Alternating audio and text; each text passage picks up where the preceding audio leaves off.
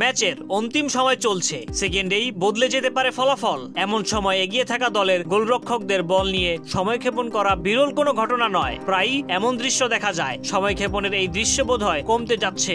বিদ্যমান নিয়ম অনুযায়ী রেফারির যদি মনে হয় গোলরক্ষক সময়ক্ষেপণ করছেন, তবে বিপক্ষ দলকে পরোক্ষ ফ্রি কিক উপহার দিতে পারেন। কিন্তু বাস্তবে এই নিয়মের প্রয়োগ হয় না বললেই চলে। তাই নতুন উদ্যোগ নিয়েছে আন্তর্জাতিক ফুটবল অ্যাসোসিয়েশন বোর্ড।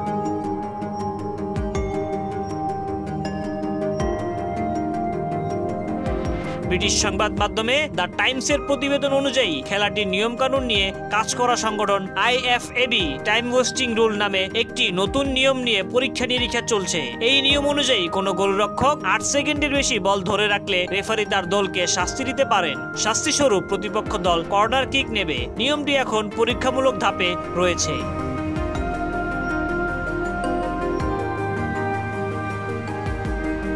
IFAB'র সদস্য ও আইরিশ ফুটবল অ্যাসোসিয়েশনের প্রধান নির্বাহী প্যাট্রিক নেলসন বলেছেন, দুটো ধাপে নিয়মটি নিয়ে পরীক্ষা হয়েছে। আমরা যে তথ্য পেলাম বিষয়টি খুব interesting.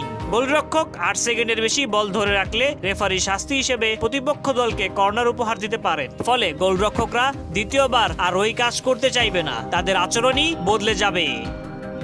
News desk, MSC sports.